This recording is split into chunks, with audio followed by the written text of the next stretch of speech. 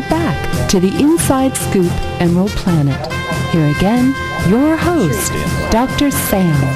Hello and welcome to the Emerald Planet as we come to you from Washington, D.C. in the United States looking for those 1,000 best practices, the technologies, the services, and the products, and of course the people that are making a difference as we move towards 2050.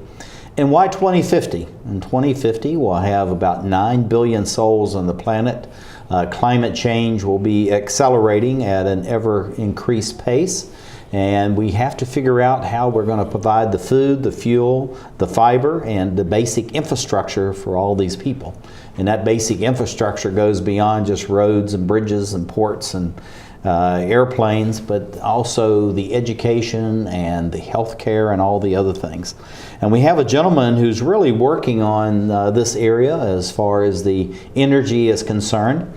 And we're going to talk with him a little bit about looking at the energy that he's actually focused on, which is somewhat surprising, and at the same time how he's matching that, creating energy and looking at sustainable nutrition. So this is Dr. Daman S. Walia. He is the President, CEO of ARCTECH, Inc. And Daman, welcome to the Emerald Planet. Well, thank you very much. And tell us a little bit about your company, ARCTECH, and then we're going to talk about the unique focus that your company has that many other people have been actually forgetting about over the last 20 or 30 years. Well, our company's focus is on the biotechnology and especially, focused on creating what I call balanced sustainability solutions using coal as a feedstock. And our solutions are designed to meet the needs of our 7 billion people today and growing to 9 billion, and at the same time, meeting the needs of the planet. I kind of describe, what you see on the slide there, that are 7 billion of us. We have certain, must-haves and our wants, desires. Same way we have for our planet, what we must have and want and desires. So our focus is more on the must-haves. In terms of our human needs, the energy, food, water, and shelter, of course. And in the case of planet, to maintain our, the healthy soils, the water, the atmosphere. Yeah, so, and what you're doing, Daman, is you're trying to balance this whole notion of the human needs, but at the same time, we really tend to forget that the planet itself has its own needs. We think it kind of cures itself. Yeah. But when you're going from 7 to 9 billion new people, and then we're saying the planet's going to take care of itself, it'll heal and cure itself, and the answer may be no. And so looking at your system and the types of innovation and technology you're developing, how are you actually helping the planet to cure itself and to sustain and take care of the 9 billion people we'll have by 2050? Well, as I mentioned, our focus is using coal as a feedstock. The why coal, everybody is well, now... I'm going to stop you right there because, coal is really, is something that most people don't even want to talk about, let alone use. And there are a number of countries around the world that we won't even talk about. They're using lots and lots of coal. This was really the fossil fuel. This was the carbon of, the 19th and the 20th century, a little bit back, of course, back in the 18th century. But, it's like you're reverting back to where we were, but yet you're saying this is really one of the most advanced ways to move society forward, both from energy but also from nutrition. That is correct. How do you extract that and balance these two out? Well, first, I'm intrigued with coal because this is the lowest cost carbon we have, available to all of us on all continents. That's the number one, and it's a plentiful. And this coal has been the basis of our first industrial revolution, which has brought us to where we are today. And we become wiser. We have learned that with our approach of using it has caused us some challenges. So we need to now look at another approach. So what really we have created a way out by which we can take coal using a biotechnology to convert it into clean fuels, as well as organic. And I think they call it syn fuels, right? Synthetic fuels? Not Is really. that another name? Well, you can call it a synthetic fuel because anything you make, it would be, come into that category. So we can make into gas, we can convert this into diesel or jet fuels, or it can be converted into chemicals. But the most important, what we have done is coal is essentially being of a plant origin, is made up of humic material, which is the same as in the soil organic matter. So we actually have a plant here in Virginia. We're producing these products which are being used for growing foods. We can take. Well, let's stop for just 1 minute, Daman. We're talking about humic. This is something that we've not really talked about on the Emerald Planet. We've talked about biochar, biomass. Right. We've talked about different products out there. But this thing about humic material, for the non-scientists out there, what is humic material? Well, this is the most unique to our planet. This is essentially what makes our planet to be viable, as well as makes us viable. It's we generally call it a humus. The word comes from the Romans. They recognize that the soils which are rich in humic matter, you can put a seed in there and harvest very quickly. And so, this has been known. It's something our planet, the soil systems have been blessed with having this organic humic material, but we're depleting it. There's been a rapid loss of this humus material from the soils. So coal being of a plant origin, we have learned to make into a humic material, which can be then used to replenish the soils. And it's been approved by the U.S. Department of Agriculture, for growing organic foods, EPA. We have a number of government approvals. We then also make into another product, which is a water filter. And the third thing, which is to me still is astonishing, even though I've done it, that we convert using this material to convert bombs and explosives into fertilizer.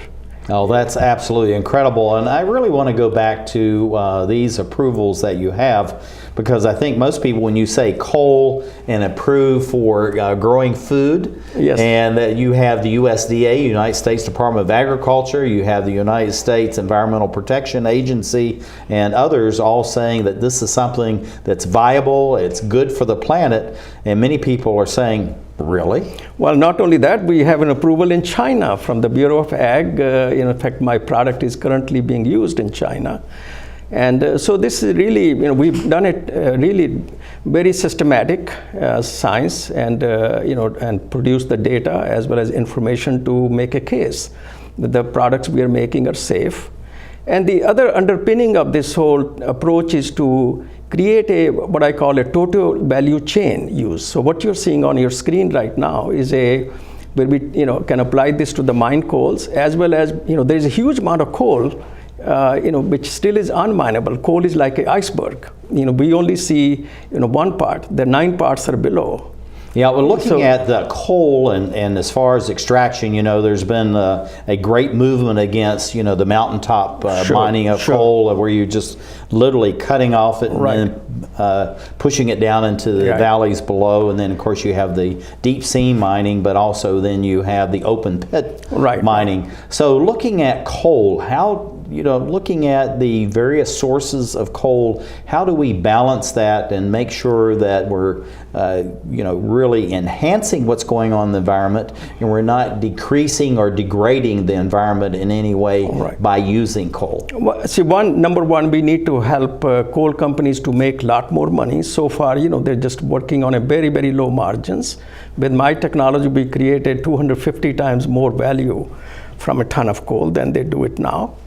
So they have more funds to be able to address all of these issues. I'm not for mining coal in a way which will cause environmental issues. We can do it because we all have to live on the same planet, regardless of what's going on. Right, and also we are being able to inject these microbes into the unminable coal and produce gas, so we don't have to send the miners into these deep into the holes, which is really, I've been in the coal mines on my knees, so I know. So here is what you're seeing on your screen is right now an example of use of my product for growing soybean in Minnesota. And here is a farmer who used this product, and you can just see from the size of the soybeans are bigger. He's gotten a 20% increase in yield. The nitrogen content in the soybean is almost 18-20% higher, which means that these soybeans are high in proteins. This is just one example.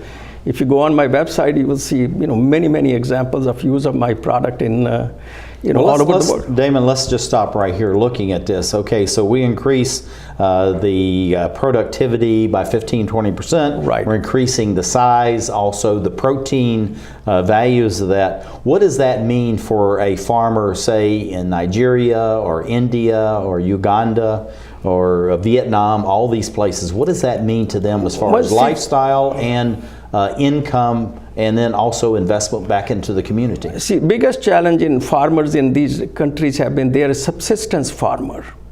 So they make only enough to just feed themselves. And whereas in our Western countries, we have farmers with a very large, tracts of lands, and they are production farmers. So with our approach, we can help them to increase yield, get a higher value for their products, and so they can actually be making money instead of just subsistence. So countries like India, big challenge, they cannot add any more farmland. Well, actually, it's decreasing because of going down into the aquifers. Right, are now putting water that has high salt content, and so you're actually decreasing constantly the amount of land available, not just by population expansion and growth of cities and townships and housing, but at the same time, it's just actually taking agricultural lands out of production.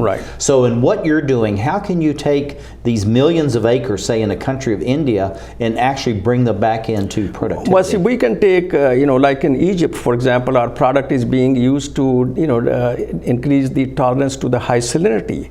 Because even in Egypt, all that fertile land is, they've now built up metropolis. So the farmers are out there in the desert land, cultivating, and they're doing wonders.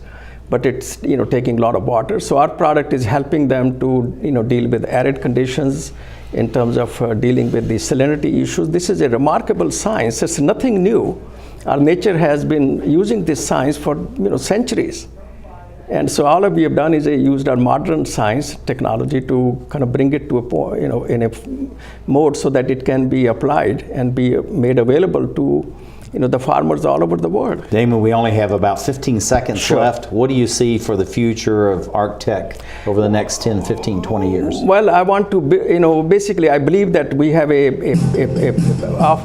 way to create a next industrial revolution, and we want to build these coal plants all over the world. Okay, that's fantastic, because you're taking a natural resource right now that really is worldwide.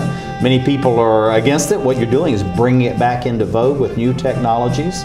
And thank you for being with us as we're looking for new technologies, best practices as we create the Emerald Planet. Well,